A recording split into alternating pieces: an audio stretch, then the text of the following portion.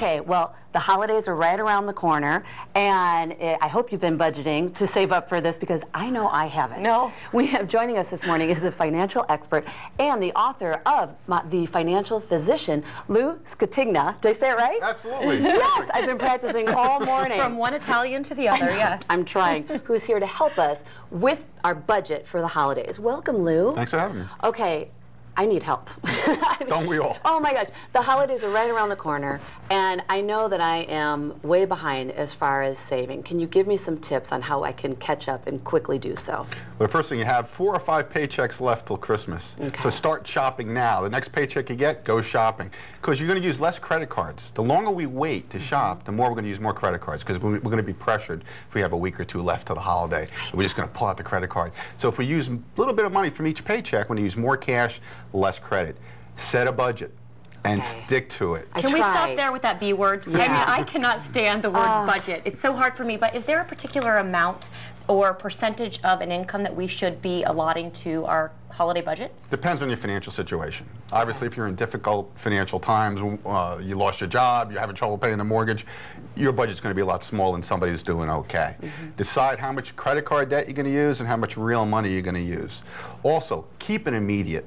Don't buy for all your nephews and nieces and your uncles. I mean, that adds up. And if you go to them and tell them, look, you know, we're not going to exchange this year, it's going to take the pressure off of them, too, because they're hurting as well. I think it does. It takes the pressure off the other person, and I love the idea of drawing names. Yeah. Maybe everyone gets something for all the children, Great and idea. you have one other person in the entire family that you get something for, and Secret it takes the Santa. pressure off. But one thing you said about the economy not being great right now, a lot of people are strapped for cash. How can we provide our children a nice Christmas, but at the same time really spend within our budget?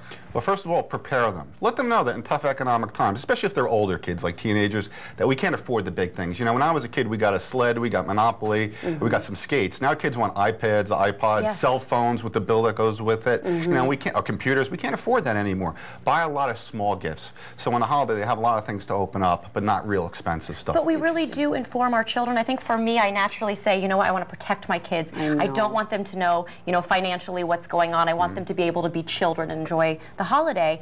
In your opinion, we should discuss it with them. I think we could. I think we should, because kids need to learn about finances and economics. You know, the biggest problem in this country is financial illiteracy. You know, we don't teach our kids nothing about money, so we got to do it in the house. When times are good, you got to say so. When times are bad, you got to say, look, we have to cut back a little bit. And I think they'll understand. What are your thoughts on kids giving presents to adults? Like, for example, I have triplets, and their birthday was just a couple days ago, and so they received some birthday money.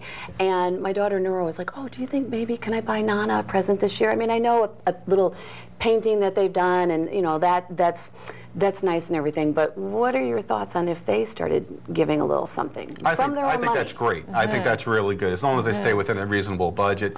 They'll feel good about themselves. You know, just getting gifts is one thing, but most of us feel better giving a gift to somebody else. And even children, they really love. I know when I was a kid, I couldn't wait for my mother to open up this little rock I painted for her, or whatever it was. Right. You know? So, no, teach your kids about giving. I think it's real important, and I think that's a great idea. I do too. And you know, one of the things, I've been living in Prescott, Arizona for the past 16 years.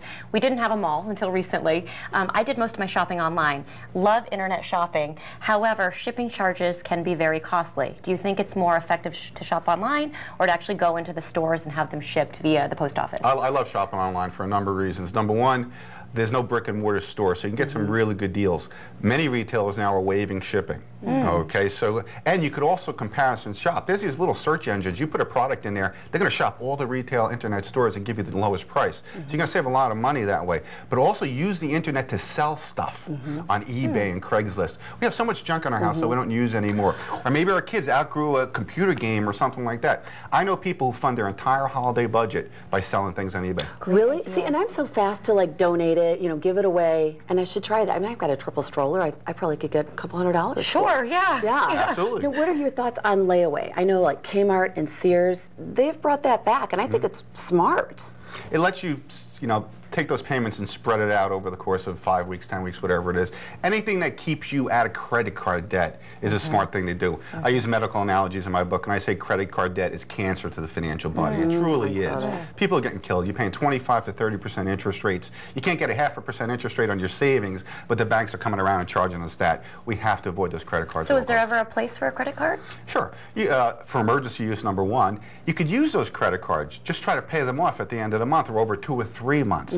Too many of us use those credit cards and then we just pay the minimum payment and it'll take years and years to pay it off. What about opening up a separate savings account with the bank? I know years ago they used to have like a Christmas gift account. What are your thoughts on that? They used to call them Christmas clubs. Yes. Tell us about that. Well, make your own Christmas club. Have an envelope, and every paycheck you put $10, $20 in it. Over the course of a year, you're going to build up a lot of money. Great when idea.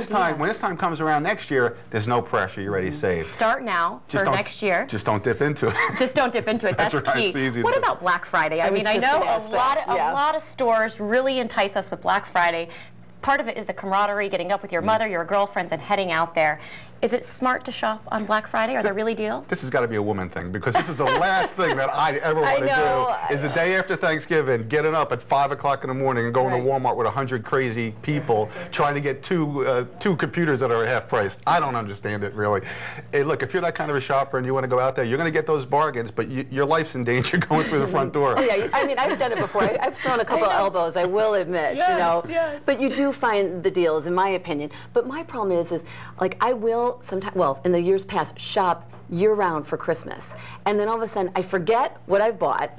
And then you end up buying more. And then I buy more, and then I will overspend. How can I prevent that?